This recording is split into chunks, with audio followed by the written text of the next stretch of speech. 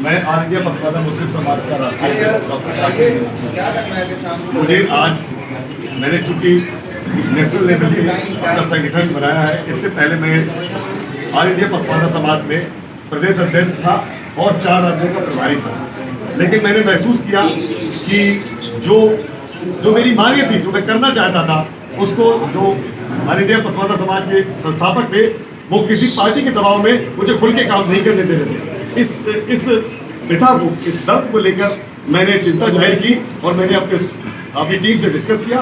मेरी टीम ने जब ओके किया तो मैंने अपना संगठन खुद का निजी बना लिया और पूरे भारतवर्ष में इसका काम करना शुरू कर दिया। मैंने जैसे ही संगठन बनाया, मैंने कम से कम 5 राज्यों के प्रदेश अध्यक्ष भी बना दिए हैं, जिसको मैंने सोशल मीडिया पे कल रात को ही डाल दिया था। अभी मैं उनका नियुक्ति पत्र भी यहाँ पर जारी कर दूंगा। जी, क्या क्या समस्याएं थी ऐसी जिसमें आपको उनसे अलग होना पड़ा? देखिए, ये मेरा जो संगठन है ये गैर राजनीतिक है और कोई राजनीतिक व्यक्ति इस संगठन को अपनी तरह से चलाना चाहे, it can not be possible. मैं गैर राजनीतिक संगठन चला रहा हूँ, मैं किसी पार्टी के दबाव में काम नहीं कर सकता हूँ। और मेरी जिस तरह से जाति जनगणना की मैं मांग करना चाहता था और मैं जो ज्वलंत मुद्दे थे जिन्हें मैं उठाना चाहता था, जिसकी वजह से मैंने मेहनत किया, मैंने संगठन खड़ा किया प्रदेश में, मैंने मध्य प्रदेश, राजस्थान, बिहार, दिल्ली में संगठन खड़ा किया।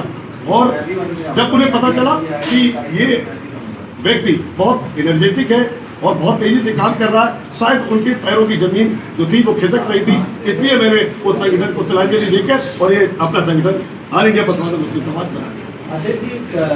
भाजपा सरकार के 12 साल पूरे हो गए हैं और आज बड़ा कार्यक्रम है लखनऊ में पसमानदा समाज का। कह रहे हैं कि अल्पसंख्यक समाज के लिए बहुत ज़्यादा काम किया गया, आप इसको कैसे देखते हैं? देखिए, दोनों चीज़ें अलग अलग हैं, अल्पसंख्यक और पसमानदा। हम अल्पसंख्यक हैं, लेकिन हम अल्पसंख्यक में जो कैटेगरी है, जैसे हमने जाति जनगणना की मांग की है, जिसमें हमने मांग की है कि हम अपनी कास्ट को, सब कास्ट को खोल के तब जाति जनगणना की बात करेंगे। लेकिन जो कुछ उलमा हैं जो कहीं बाहर से आए हुए हैं, मैं नाम नहीं ले रहा हूँ, आप समझ रहे हैं, वो जिन्होंने अभी तक अपनी कुछ रोटियां सेकी हैं, उनकी जमीन खिसक रही है। मैं 85% हूँ और वो 15% भी नहीं है, अभी तक लड़ाई खाते रहे। और जब पसमानदा जाग गया है, 85% अपने हक और हुकूक की लड़ाई के लिए तैयार हो गया, तो उनकी जमीन जब खिसकती नजर आई, तो आज जो मुस्लिम की बात, वो कह रहे हैं मुस्लिम लिखिए और इस्लाम लिखिए। क्यों लिखे? जब क्या ऐसा पॉसिबल है?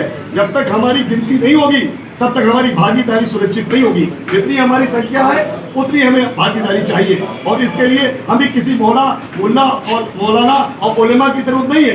We are leader, so we will take the. मैं हक और हुकूक लेना जानता हूँ। पसमानदा समाज जो जब स्टार्ट हुआ था तो सब एकजुट थे, अब कहीं ना कहीं काफी बढ़ता चला जा रहा है। क्या एकजुट होकर के लड़ पा रहे हैं, अलग अलग लड़? सब लोग हैं, सब लोग अपना अपनी जगह काम कर रहे हैं। मैं अकेला ही चला था जान पे मंजिल, मगर लोग आते गए और कारवा बनता है। कारवा टेढ़ा होता जा रहा है। नहीं, कतई नहीं टेढ़ा हो रहा है, आप गलत कर रहे हैं। पसमानदा मुस्लिम समाज काम कर रहा है, ऑल इंडिया पसमानदा समाज काम कर रहा था, अब ऑल इंडिया पसमानदा मुस्लिम समाज दोनों एक हो गए। दोनों पुत्रों को बाप ने अपने हाथ में ले लिया।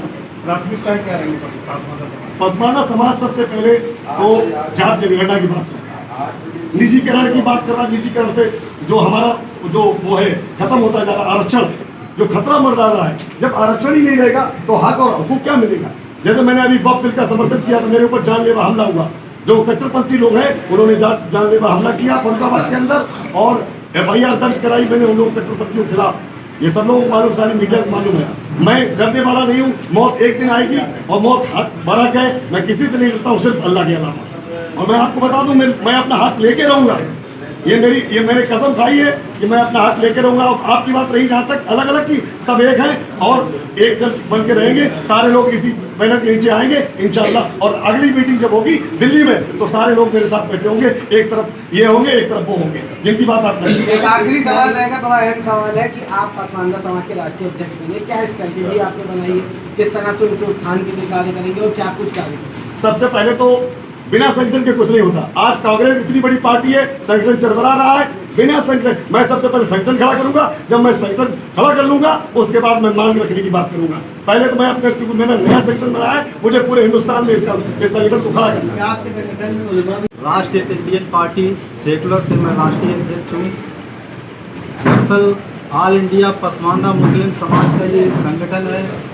पूर्व में भी काफ़ी लोग समाज के चलाते रहे हैं। वंचित जातियों को लेकर के ये न्याय की लड़ाई जो शुरू हुई है, एक समय था बाबा साहब भीमराव अंबेडकर ने भारतीय संविधान में इसका उल्लेख करते हुए आरक्षण की जो लड़ाई थी वो वंचितों के लिए कहा था कि अंतिम पायदान तक आरक्षण का लाभ जाना चाहिए, जिसके लिए माननीय सर्वोच्च न्यायालय ने ये 1 अगस्त 2024 को उप वर्गीकरण का आदेश देते हुए वंचितों को आरक्षण की व्यवस्था और जनगणना के लिए केंद्र सरकार अभी प्रस्ताव लाई है, जिससे वंचितों को न्याय मिल जाए। हम लोग सरकार से ये मांग करते हैं, क्योंकि ये लोग राजनैतिक संगठन है, हम लोग राजनैतिक संगठन के माध्यम से दरअसल इन जो वंचित जातियों को, जैसे हेला है, डोम है, डुमार है, गेहार है, बंजारा है, पसमानदा में तो बहुत सारी जातियां हैं जिनको सरकारों ने सूचीबद्ध भी नहीं किया है। सरकार इसके लिए आयोग का गठन करे, केंद्र में भी प्रदेश में भी। जैसे बिहार सरकार में नीतीश कुमार जी की सरकार में महादलित आयोग का गठन हुआ है, इसी तरह से पसमानदा आयोग का गठन कर सरकार और पसमानदा जितनी जातियां हैं उनका वर्गीकरण करे, ताकि उनको आरक्षण का लाभ पूरा का पूरा मिल सके। जो दूसरी सक्षम और मजबूत जातियां हैं, इन जातियों का आरक्षण का लाभ ले रही हैं और ये जातियां भूख से मर रही हैं, ना इनको रोजगार मिल रहा है, ना इनके पास सड़क है, ना बिजली है, ना पानी है, ना सुख सुविधाएं हैं, स्वास्थ्य की कोई व्यवस्था नहीं है। तो बहुत सारी बातें न कहते हुए मैं आज इस संगठन के माध्यम से आप सब लोगों को, राष्ट्रीय अध्यक्ष जी को ये शुभकामना दूंगा कि आप बढ़िए। आपके लिए हम लोग लगातार संघर्ष करेंगे। देश भर में पसमानदा समाज की लड़ाई लड़ने के लिए राष्ट्रीय इंडियन पार्टी आपको पूर्णतः समर्थन देती है। देश में लड़ाई लड़ी जाएगी। उनकी लड़ाई लड़ने का वक्त सही अब आया है और हम सारे लोगों ने, जैसे अभी आप एक साहब ने बिंदु उठाया था कि वो लोग अलग हो गए, ऐसा कुछ नहीं है। आपको अगली मीटिंग में सारे लोग एक साथ दिखाई देंगे और इंशाअल्लाह ताला हम सब मिलके जो 85% लोग हैं, हम उनका हक लेने के लिए हर तरीके से लड़ेंगे, हर तरीके से मजबूर कर देंगे सरकार को। कोई भी सरकार हो उसको मजबूर कर देंगे। जो हमारे दबे कुचले ऐसा है लोग हैं जिनकी कोई सुनने वाला नहीं है, उनकी लड़ाई लड़ने के लिए हम लोगों ने ये संगठन बनाया है और इसके लिए हम लोग पूरा प्रयास करेंगे, आखिरी दम तक प्रयास करेंगे। हमारे साथ में काफ़ी लोग हैं, हमारे साथ में भाई हमारे